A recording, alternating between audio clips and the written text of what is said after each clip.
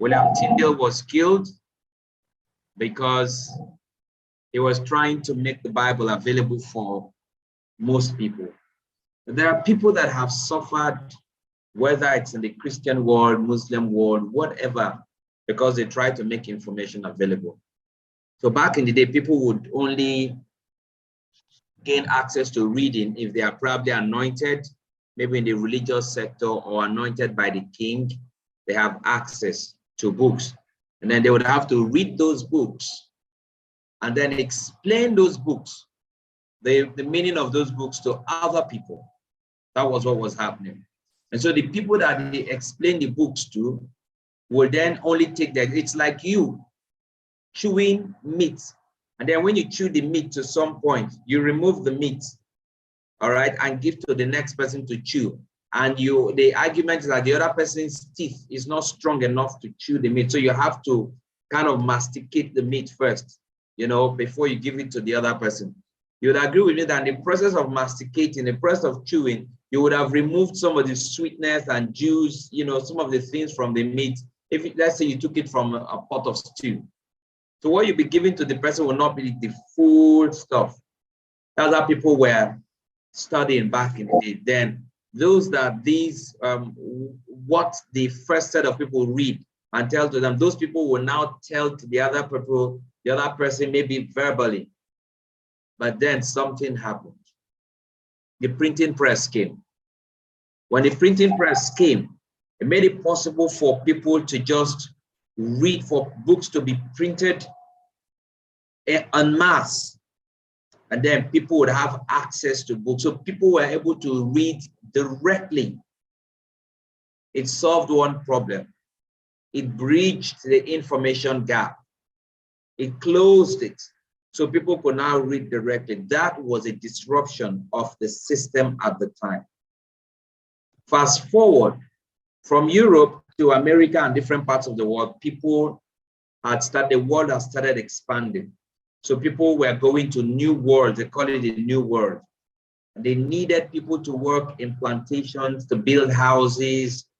Back in the days of the Egyptians, even, they needed people to build the pyramids and all of that. Of course, that's why the Israelites eventually became slaves, because you needed manual labor.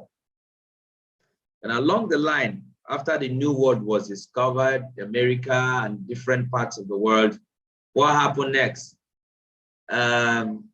Machines came. And when machines came, you would agree with me that not everybody accepted the machines. So when machines came, they figured out that machines could do the work of 10, 20, 30 people. One machine could do the work of 10, 20, 30%. And faster and with more efficiency. So at that point in time, people figured, why are we transferring people for months from one part of the world to another to come and do manual labor? And then the advent of the Industrial Revolution. It happened. What does that mean?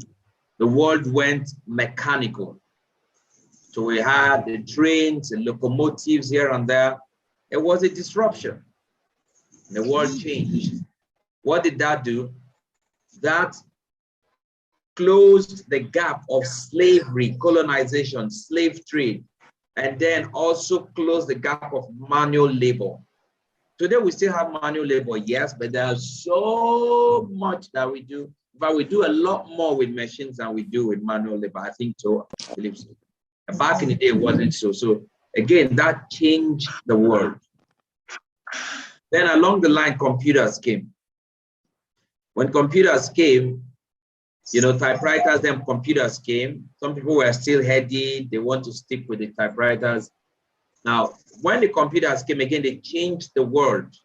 Computation, okay, doing work faster. But something happened. Steve Jobs and his people also came. And according to Steve Jobs, he felt the computer should be an extension of the person. So humans like aesthetics, they like beauty. So the computer shouldn't be ugly. So Steve Jobs' focus was make the computer faster, but let it do the work, but then let it be sleeky, let it be beautiful, let it be fine, let it be smooth and stylish. That's why you see up till date, you see the Mac, anything that has to do with Apple is a bit different. Well, that was the drive. It's for Steve Jobs, they were not producing the computers at the time for regular people. They were actually producing it for the misfits, people who are bold enough, who think they can change the world and are bold enough to dream and think that they can change the world. So, but that's for computers. But then with Bill Gates and the rest of the people of that time, the internet came. What problem did the internet solve? Distance. The world was too big, too far apart. So what the internet did was to bring the world together so people could connect. So internet 1.0 came, was about connection. Then people could send emails. Funny enough, even as at 1993, people really didn't understand what emails were. 1993, 1994, people were still trying to wrap their mind around the concept of emailing. I mean, even in the developed world. But that changed the world. That solved the problem of connection. Internet 2.0 came, social media. And that solved a problem of businesses, taking businesses offline and putting them online, e-commerce. And then it brought the world further closer, and it solved the problem of conversations. Yes, emails and the earlier version of the internet connection, people could connect. But then people wanted to converse more. People wanted to relate more. Internet 2.0 made that possible. Again, it was a disruption with Facebook and the rest of them. It was a disruption.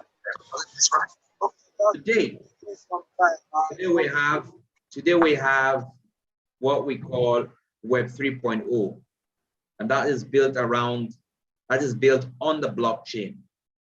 So before this, let me say that businesses were online and people were doing businesses, but you need one thing to make business work.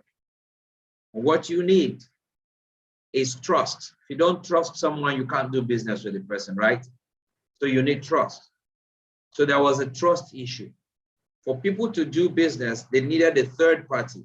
So you have the central governments, you have the central banks, you have the middlemen, the real estate people, you have this, you have that. So what the blockchain did, again, apart from trust, you also need to have, there was also the problem of keeping records. Of course, it still borders around trust. Getting records kept and saved. So the blockchain came. Blockchain came to solve the problem of trust. So I could do business straight peer-to-peer without necessarily needing a middle person. I could do business without being afraid that the entries of the transaction will be changed, because whatever goes into the blockchain is immutable. You really you can't erase it because of the way the blockchain works. Okay, so what's the blockchain?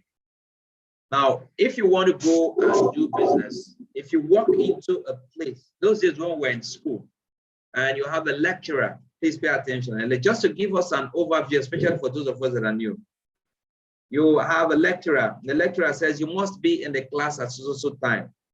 So the lecturer, so there's a ledger like this. The lecturer, everybody that comes in, they put their names and all of that. And at some point, the lecturer comes and he draws he rules or puts down a red line like this. So everybody that writes under this has come late, is late. So from this point, from these guys here, they're going to lose 10 marks for coming late. So what the lecturer has done, first, that page, all right, is a ledger, all right? It has the entry. By the end of the page where he rules the line, he draws the line, all right? That point where he draws the line closes this page. So you have to start writing from this page, which is a page for late comers. That's another transaction. So this entries you put here all together on this one page. They are called blocks. So every 10 minutes, let me take Bitcoin for instance, every 10 minutes, a block is closed. And once the block is closed, you cannot reopen it. Transactions, everything there is sealed. When that happens, you have a fresh block. So, and then there's another transaction here. Maybe the lecturer at the end of the day closes, they say anybody after this will not get into the class. So you have one ledger here, so to speak. So you have another one, so to speak. So you have a block here, this is another block, but they are separate, but they need to be connected. So you have what is called hash, H-A-S-H, which is more a set of numbers or codes, mathematical codes. So the hash the hash is called the chain. You have to chain this page to this page, the same way you have to chain all these pages with a thread or something to form the book. So when you put, this is a block, this is another block, and then you have a chain linking both of them. And then you have another chain linking this. You have another one linking this page. That is each block, so to speak.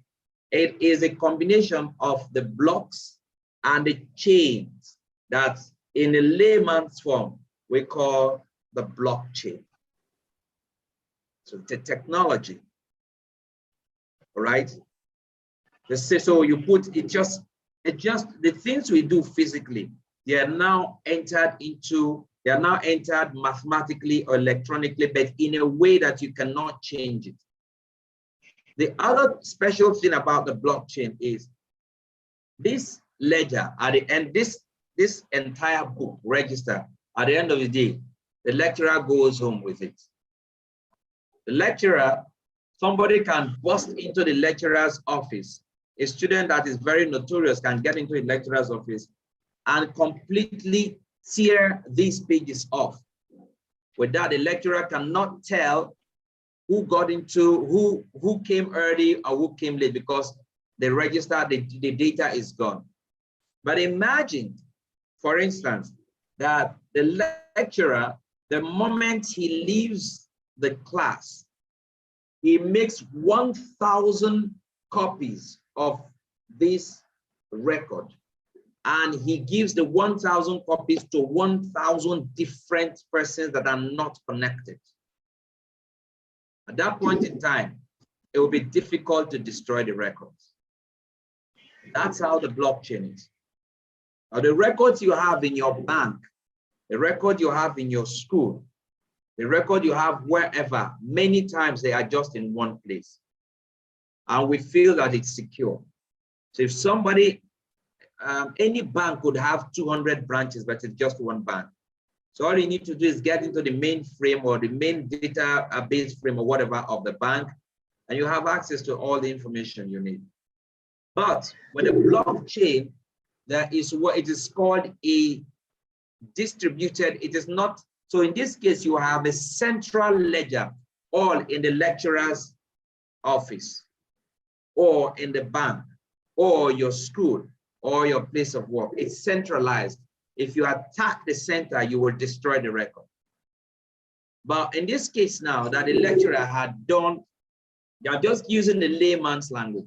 The lecturer has photocopied this transaction, the record of the transaction here, who came late and who did not come late, and I've made 1,000 or 10,000 copies, and I've given those 10,000 copies to 10,000 different people that are not related.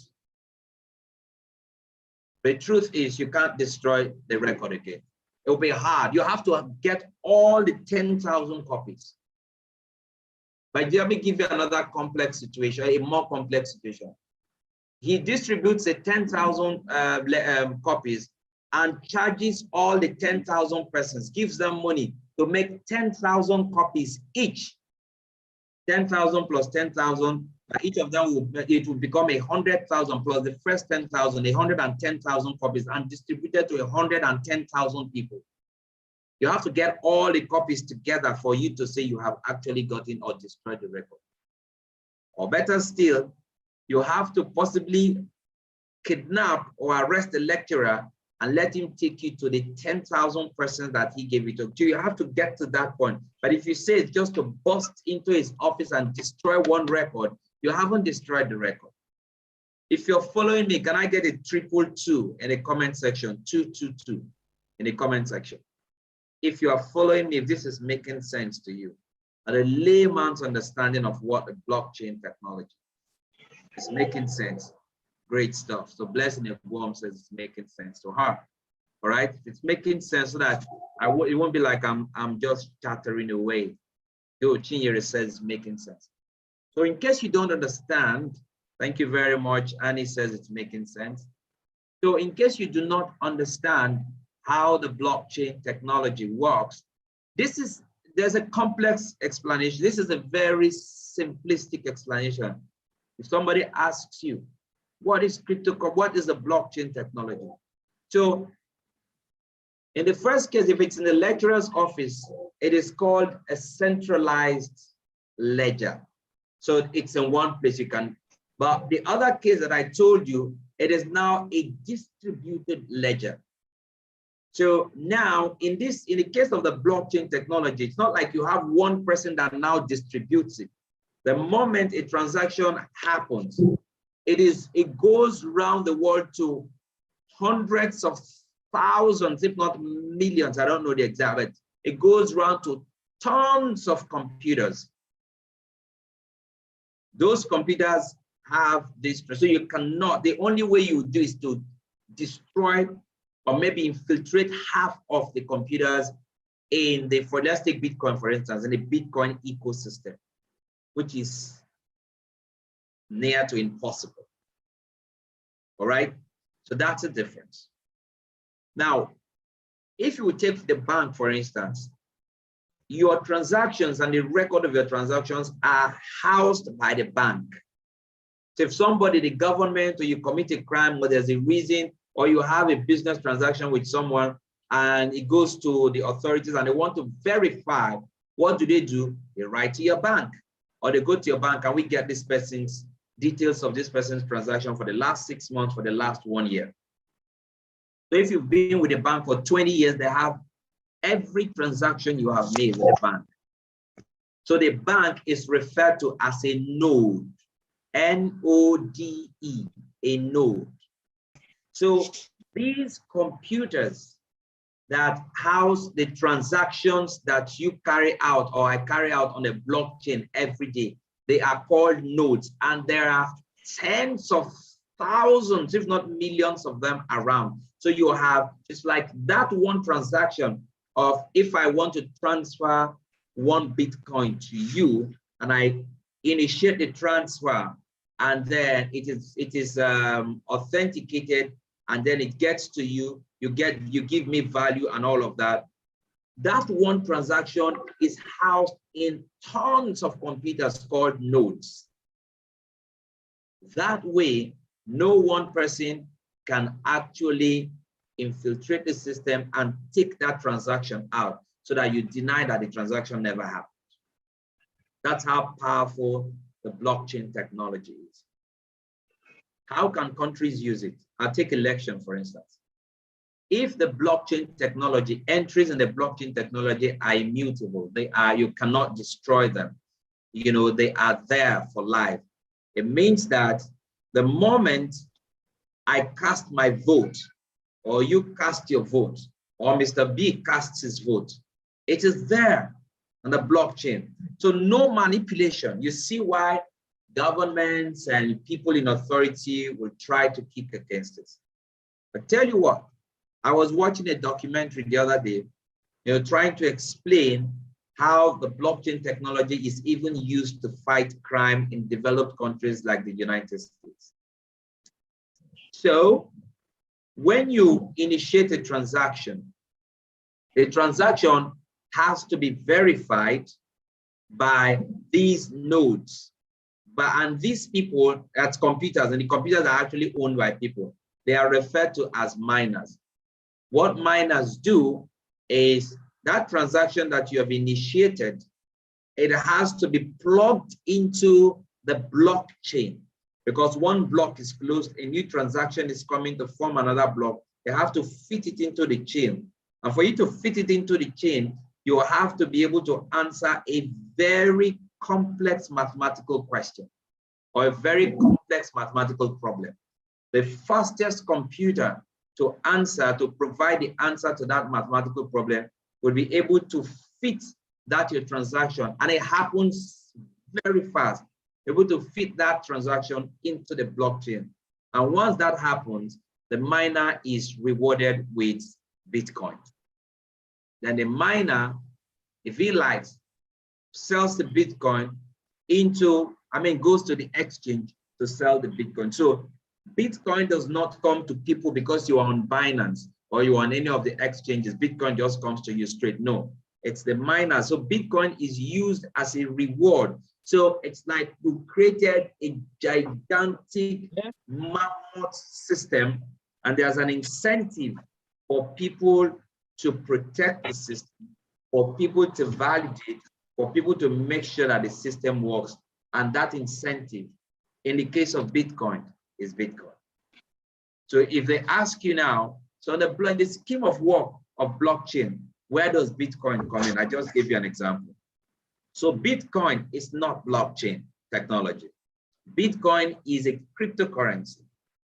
Blockchain technology is the technology upon which Bitcoin and other cryptocurrencies run. You understand? Of course, there are other ways so the Bitcoin operates on what is called a proof of work, which is the validation and all of that they do. But we also have what is called proof of stake, which has to do with staking some coins and some tokens. Maybe in another conversation, I'll get to talk about the difference between coins and tokens and how it works. But what I've just explained for the past 30 minutes or so is, in simple layman's term, how the blockchain technology works.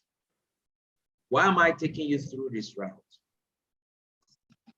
If you don't understand the importance of what you're doing, it will be very easy for somebody to talk you out of it. You see, in the 90s, I'm sure many people did not understand the internet. So they never went in. Thank you, Blessing Ebom. They never took it seriously. Sure, they look back. Many of us were alive then. Our parents were alive. They never watched the internet. In fact, I remember, why are we even talking about the internet?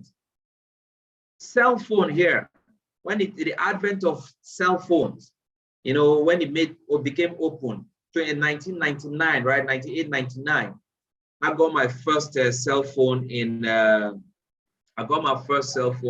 2001. All right, even at that point, not many of us understood the importance of the cell phone. I remember vividly, somewhere around 2009 or 8, 2010,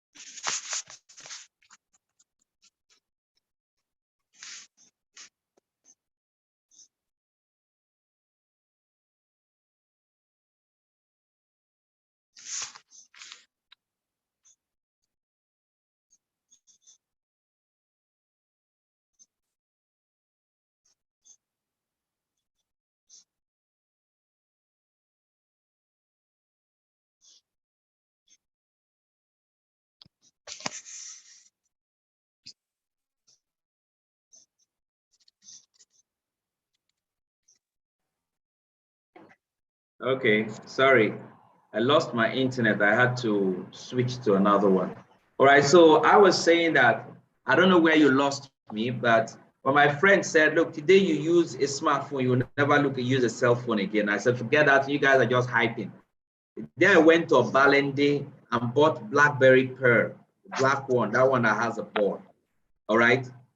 From that day, and then we were just pinging and not from that day till date, I've never used a cell phone again because it didn't make sense. You know, so that was how many people like the internet, oh, forget it. It's just a passing fad. Here we are. So the blockchain too. Today, 10, 11 years down the line, people are still grappling. I can assure you, until I explained it today this way, many people probably, if you came in late, you can watch the video later. Many people probably didn't understand in this room, didn't understand it this way. I also didn't understand it this way. I had to study to say, what is a very simple way to explain the blockchain, all right? To explain the blockchain technology. What's a simple way to do it? Give me a moment, please, sorry. Yeah, so I was saying, so what's a simple way, okay? And I started looking at, and here we are. So when you understand what we're doing, it boosts your confidence to want to learn some more, okay? So that's it for those of us who are new in the space and are saying, what is this blockchain? What's this blockchain thing? What is the cryptocurrency thing? So cryptocurrency, like Bitcoin, runs on the blockchain. Cryptocurrency, like Bitcoin, is a means of a means of exchanging value, like money. It's also a means of storing value, like gold or silver. So that means you can use Bitcoin to buy things the same way you can just store it, okay, as like you store silver or gold. Why is that? Because if you have $1 today, and with the way money is being printed, okay, and done, the value of the dollar goes down. The bread that you could buy £1 today, 1 year down the line, if it becomes, if you could buy $1 today, 1 year down the line, if it becomes $1.20, and you have put your money in the bank, your $1 in the bank, 1 year down the line, if because the value, $1 has lost value, you can't buy the bread again.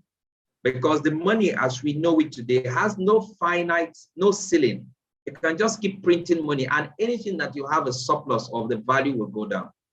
But take Bitcoin, for instance, it has only 21 million units, no more. It's a hard cap. So it means that Bitcoin, you can't mint more than, you can't mine more than 21 million. It means that the value of Bitcoin, forget whatever is happening today. The value of Bitcoin, the Bitcoin is designed to continuously grow in value, and the same is applicable with other cryptocurrencies. Okay, the same is applicable to other cryptocurrencies. So if you're in this space, you're probably retired, you are looking for where to put your money. I think this is a space. You don't have to know everything. You don't have to know as much as I've explained today. You just know the basics and follow. Give yourself 30 minutes, 1 hour per day. Just learn one new thing. You are working somewhere, you are getting paid, and you're feeling, I need to put some money aside I've used to invest in some businesses. Unlike the cryptocurrency space is the space, one of the things you need to consider. All right. You are doing business and you're making good profit. You want to diversify. You should consider this space. And why is to know it especially beautiful? Because the fulcrum, the pivot upon which everything we do at to know it is built is knowledge. To know it simply means T-O-K-N-O-W, know IT, it. That is to know it. We just reframe, functionize it, if you like. So everything, they hinge upon everything that we do. The hinge that is holding everything that we do is knowledge. That's why it's hard to stay here if you're not a knowledge-driven person. If you're somebody that's looking for quick profit, I don't want to know what is happening, I just want profit. This might be an awkward space to play in. All right. But if you say, I'm giving 2 years, I'm willing to learn, I'm willing to follow, will it be easy? No. Will it be worth it? Absolutely yes. Will it be simple? Yes. With the community guidance, it will be simple. All right. So we have an amazing space. I want to stop for a while. Now, let me take questions. If you have any question in the cryptocurrency space, blockchain space, within the business, if you're already a member of To Know It and you have questions, challenges, hit me. All right, Annie, shoot.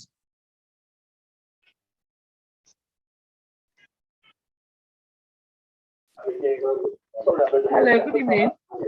Excellent evening to you. Happy Sunday. Yeah, that's the word I was looking for. Happy Sunday to everyone. Thank you very much. Yeah. So did you go singing today? Nah, no, not singing today. All right. Go on. Thank you. So I'm relatively new, like very, very new. And Okay. From what I have learned, from what I have been studying for the last 1 week, I know like this is the very place to be for someone who is looking to have a very, very bright future financially. Yeah, not like one doesn't have future now. We have money, but the bigger picture, the bigger money, I know this is the place to be. So I have come in. I'm trying to start getting coin. Like I want to start buying like today. I don't know. Okay, what do we buy? Where do we go? How do we buy? All of that is still a challenge to me because I've already started bringing in some of my people as well. So everyone is looking at me and I'm looking at them. So that's just what I need right now. Okay. I can easily register people. I know what to do to register them. The funding, yeah, I saw the process of funding. If that is what we need to do, I know I can do that. But I wouldn't mind the help of our superiors here, and then how to now start buying coin basically. No. Okay, so let me try to clarify. First of all, you think you have some money, you want to buy some assets, right? How do you buy them? Is that what you're saying? Yes. Okay, awesome. That's one. Number two, you want to sign up someone, you don't know how to go about it, or you know how to go about it, but where do you want me to help? Okay, so after signing, how to get them to also buy assets, teaching Okay. them how to buy assets. Okay, Sorry, so how to fund, because I know every Thursday there's a Zoom showing people how to do that. I think I left that yesterday. How to fund the process in the mail they usually send. If we follow that process, yeah, we will get our money in the back office. yes, you will. Let me show you. Okay, you will. There are two things. Let me take this one first. When someone signs up, you send the person your link, the person signs up. The person is not activated yet. You get that clear, right? Yeah.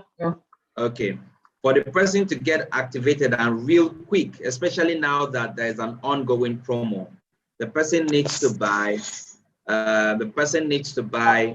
a product. Now, in this case, Moonarcade, all right, which everything was like 1,250. Right now, it's come down to 750. So anybody that signs up now has $500 into his pocket. That is clear to you, right? Yes. Yeah.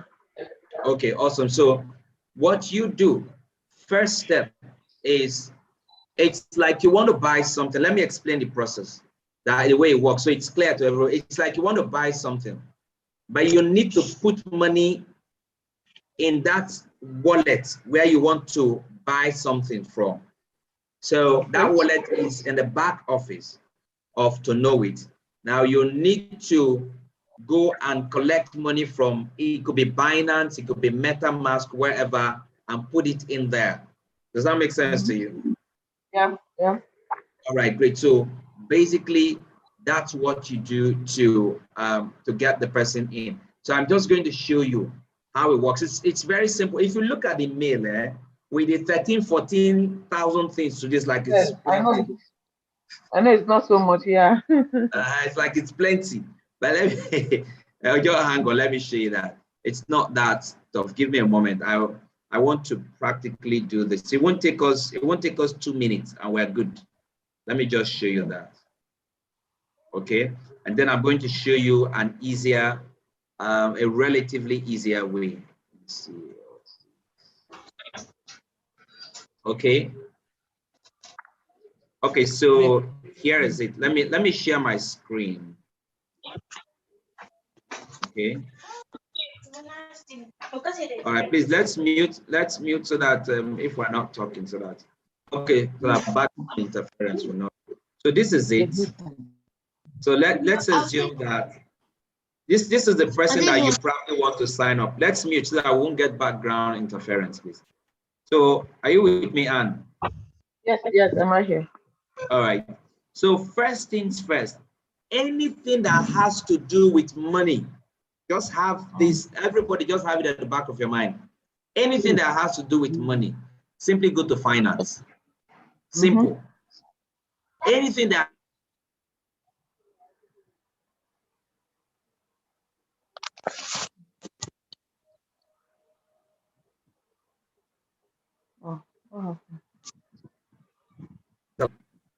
do we want to deposit money or do we want to pay out? Your payout wallet is where all your commissions and your bonuses go into.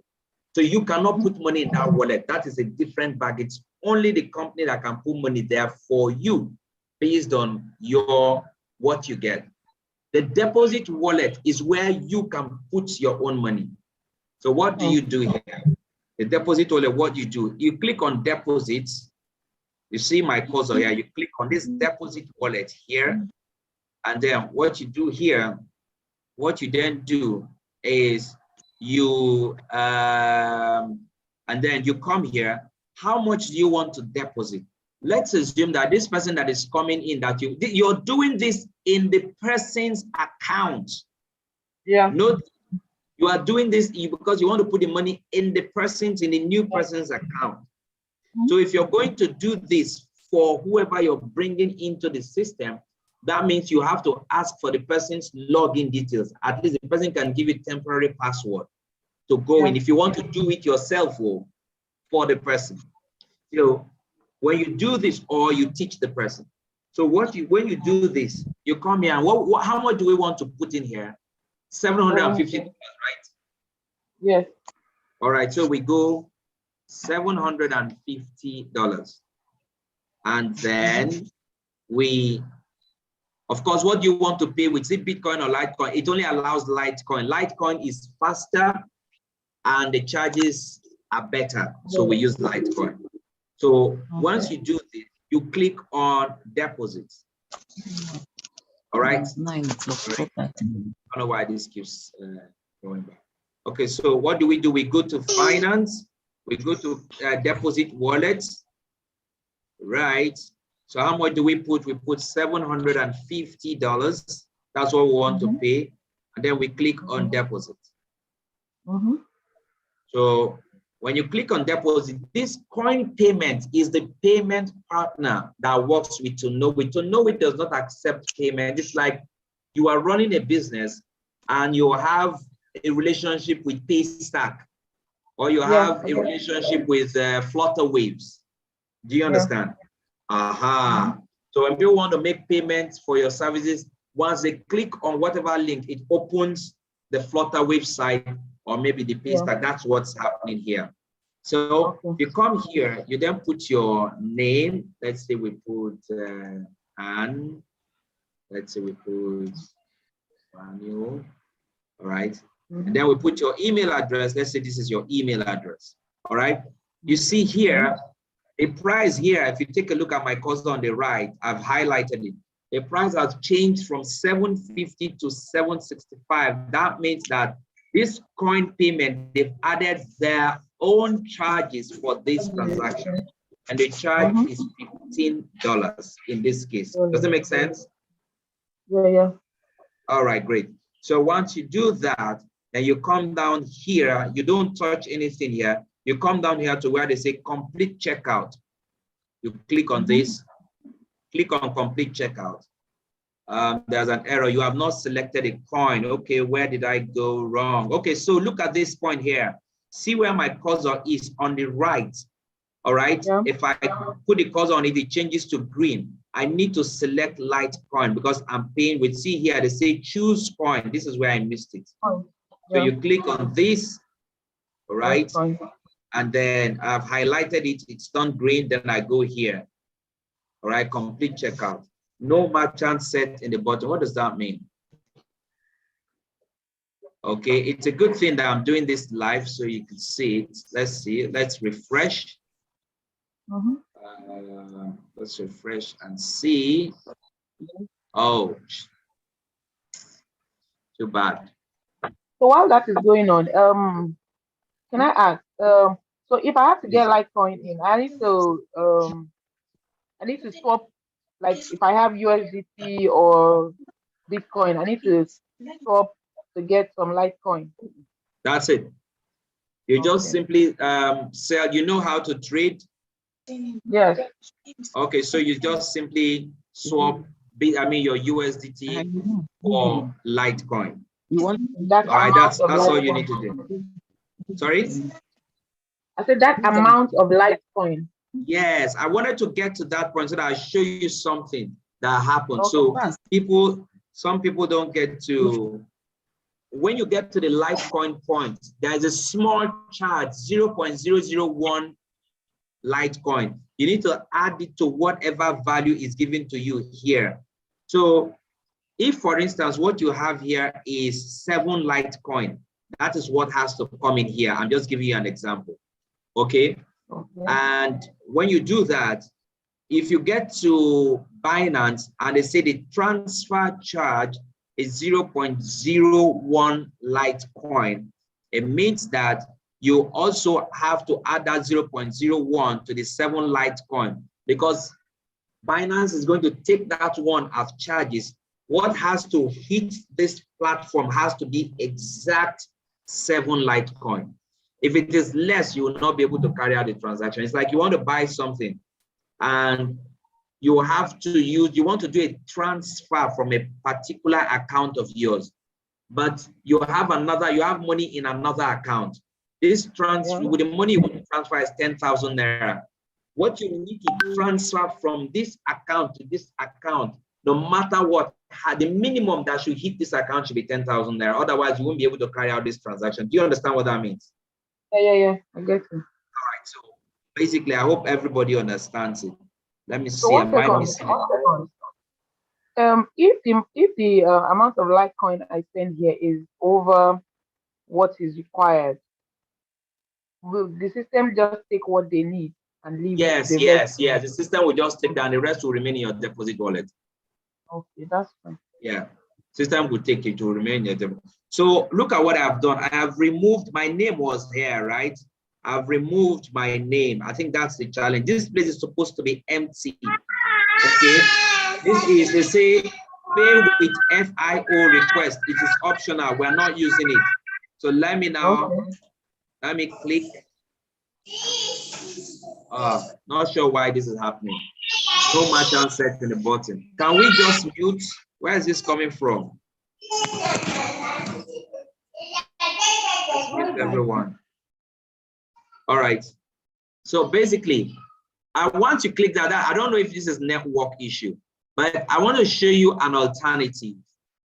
All right. In case this could happen, it's technology could happen. But what I just did is the exact way to go about it. I have a video on this. I could send it. I think I've sent it before today. I'll send it again to you. But the other way I prefer to use many times is to use the ePIN. How do you get ePIN? Again, you buy ePIN. You could buy ePIN from anyone, but we have a central point as a business that we get ePIN from. Okay. So once you buy the ePIN, again, anything that has to do with money, you go to finance. So you click on finance, then you go to ePIN. Because you are redeeming the ePIN, what you do here is you click on redeem ePIN. And then you put the ePIN code, and then you click on redeem ePIN. This is a wrong code, so it won't go through. That's all you need to do. So you get the code, you put it here, you redeem, that's all. That's all you need to do. But if you're the one generating the code, what you need to do here is you click on ePIN, purchase ePIN, and then you click, what is it do you want to purchase? Let's assume that you want to purchase Moon Arcade. Let's say you want to purchase Moon Arcade for so. It will then ask you, do you want to purchase from your deposit wallet or from your payout wallet? So let's say you have money in here, you'll click deposit wallet. Or let's say you have some commissions and bonuses that have been paid to you. You can click on payout wallet. It means that you have collected money from someone. You are using the money from your back office to generate ePIN with which to sign up the person. Does that click? Does that make sense? All right, so you are all muted, so maybe that's why. You can unmute if you want to. I hope it makes sense. And then you click on. Okay. Sorry, I was asking, this money that I can use to generate an ePIN, is it the same one I funded my deposit wallet with earlier? Fine, you can also do that. All right. Or can we buy from? You can buy from someone. You can buy the ePIN from someone. Oh, good. You can also fund your wallet and use the money they fund in your wallet to generate an ePIN. But just note, there are two buttons. If you want to purchase ePIN, you click on the left. It will ask you, do you want to purchase the ePIN? From what ePIN do you want to purchase? If it is any of the products, it will just come down, you see a drop down, you choose. Do you want to purchase from your payout wallet or from your deposit wallet? You do that. If you know what to do, normally it takes about 3 minutes or less. Does that answer your question? Yeah, and then if we're buying from someone, the person would generate and send the ePIN for us to use. Yes. The same way, if somebody is buying from you, you simply generate and send the ePIN. And this is the beauty of the ePIN. Let me show you something. This is the beauty of the ePIN. When you generate an ePIN and it is used, the person who used it is always here. So somebody, you cannot send ePIN to somebody and say, I didn't use it. No, it is going to appear who used it. The date you purchased it, the date it was used. This is more like the blockchain thing we talked about. You understand? The record will be there automatically. So it can be traced who used what ePIN. But be careful when you generate ePINs or when people send ePINs. So you be careful and make sure you use them immediately. All right, cool. So you mentioned something about buying, how you can buy. So you can buy assets either on Binance, or you can buy on, you can use MetaMask, you can use any of the decentralized wallets to buy. Now, buying from Binance is easier for somebody who already knows how to use cryptocurrency, to trade cryptocurrency. I mean, buying from Binance is easier, okay? Which I think you know, and most of us here know. But buying from MetaMask, do you know how to use MetaMask? No, I don't have that app. I don't have MetaMask. Okay, all right. So buying from MetaMask is a bit, it's easy too, really. It's easy. It's easy actually. Let me see. Hang on a little bit. Let's see. Okay. Do you have MetaMask downloaded? Do you have it? No, not yet. No, you don't. Okay. I only have the Binance. Sorry? I only have the Binance. Only have Binance. Okay. Downloading MetaMask is easy. Just a moment. I'll show you right now so that everybody can see. Okay. So what you could actually do, give me a moment, please.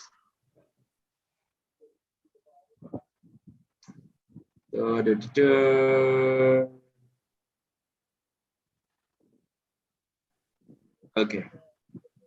Okay, so downloading MetaMask is easy. Let's do this.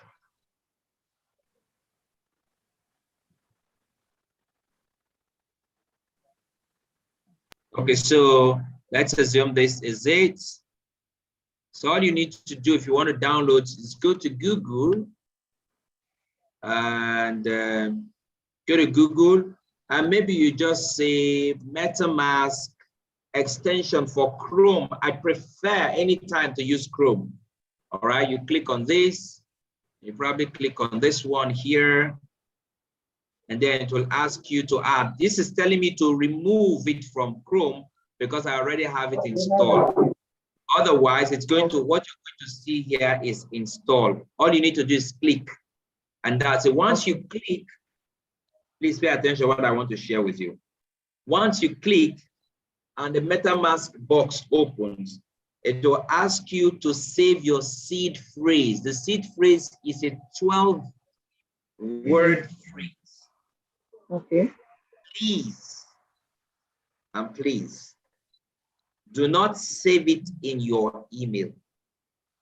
Do not save it anywhere online. You could save it anywhere online, but that's at your own risk. What do you need to do? Write it somewhere offline that's not connected to the internet. You understand? Write those phrases, write the phrase, and then it's also going to prompt you to put your password. You know, put your password and save it.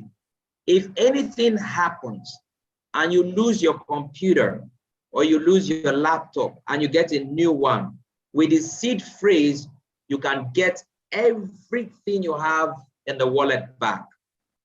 But if you lose the phrase, keep everything in the wallet, bye-bye. So because in the decentralized space, you are your police, you're the central bank, you're the owner, you are everything, you're the customer, everything, it's you. Of course, that's the way cryptocurrency is. Like, we don't need middlemen. Let's take care of ourselves. So the process of taking care of yourself. And so if you write it somewhere and somebody has access to it, the person can actually have access to everything in your wallet. Does that make sense? Even with your password? Yeah, even without the password. If you have the password and somebody else has a seed phrase, the person can get that, you can initiate that your wallet somewhere else. The seed phrase is key. Okay.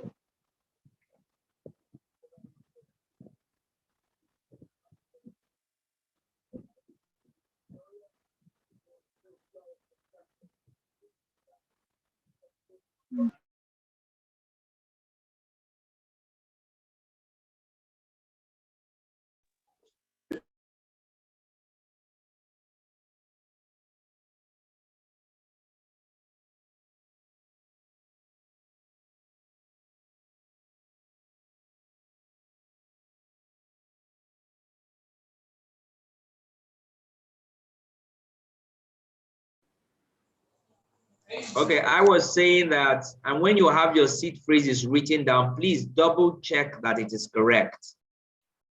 If it is wrong, you're in trouble. Please, from time to time, go back and check all your seed phrases for any of the wallets, whether it is the Solana or Radium wallet, whether it is a MetaMask, whether it is the Polkadot wallet, anyone, whatever wallet, always go back and check if your seed phrases are correct. Very important. All right, so that's that. Any other questions? So, Anne, you are in Lagos, so why don't you come to the Lagos office on Tuesday? Come to the Lagos office on Tuesday. We can sit down and walk you through getting the assets you want to get there and then. The public presentation starts by 11. So I think you should be there early, okay, by 11, and then the training for members starts by 1. So it's important that you also attend the public presentation. If you have friends, please bring them forward. And to everyone, remember that we have a promo in the house. Apart from what you earn from to know it, I promised that anybody that gets their first 4, their first line, I think it's the month of January. I can't remember again, but I'm sure of the month of January. Apart from what the company pays you, you will get a brand new Samsung A12 from me. I think we did it in November. Somebody won it, but nobody won it in December. I'm hoping that we're going to have, some people are very close. It doesn't matter how many persons that get it done, but you would have that. That's from me, not from the company. So on top of about $1,000 plus, it's $750 or $1,000 or whatever, because of the whatever you get in the compensation plan. No matter what, I would give a brand new Samsung A12. So if by tomorrow you say I have 4 persons registering and they all are buying Moonarcade 1 year, 4 persons, you sure will have a brand new Samsung phone. So let's see the lions and the lionesses go. I know some people have gotten 3, remaining 1. Some people have gotten 2. I'm fine. You can lock this before the end of January. You got it. Just to remind us. Any other concern, question, please. This is how we meet as a team. I can pride myself to say humbly that I think we are one of the most studious teams we have at To Know It. So ask your questions. This is like a family. Whatever challenge you have, and let's talk about it. Yes, any other person? Challenges? So Anne, we will see on Tuesday, right? I need us to lock that up. Yes. Awesome, awesome, great stuff. All right. So, and then any other question? Okay. No questions. By the way, we're launching a few other products. Trade Arcade is coming on board tomorrow. But let me be very honest with you. In as much as all the amazing products are coming out, let's get a hang. Let's get a hang on Moonarcade. I don't know how to explain this. Let's get a hang on Moonarcade. Let's buy those projects as much as we can. If you can, dollar cost average. Every week, I want to put in $1,000. I want to put $500. I want to buy bam, bam, bam. You can't buy everything. Focus on a few projects that you want to focus on and accumulate. Buy them, okay? No matter what you're doing, let me mention it here. Buy Kai, K-A-I. Buy Kai. I think the price is down now. Focus on accumulating between 50 to 100,000 units of Kai.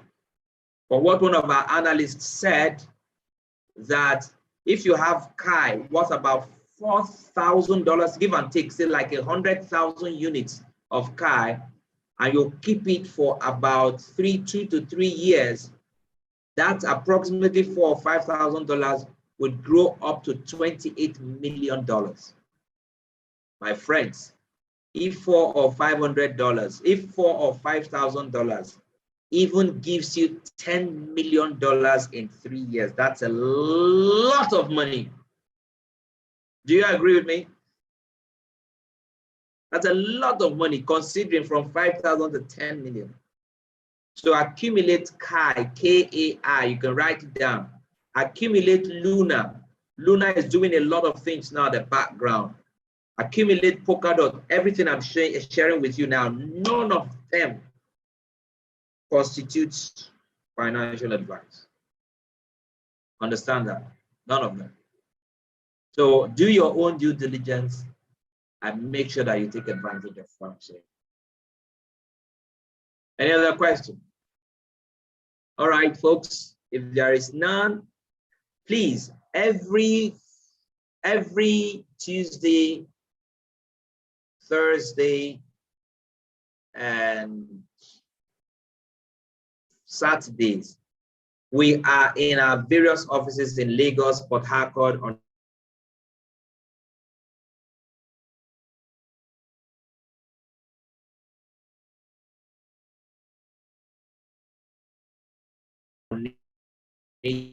nature, Owerri, open presentation for everyone. And I mean, but that is to about 12:30, 12:45. And then from 1 o'clock, we have members training. Please don't miss those days. Very, very important. All right, folks. Thank you very much. And I hope I'm still connected, right? Thank you very much. And I wish you guys a pleasant week ahead. Bye for now.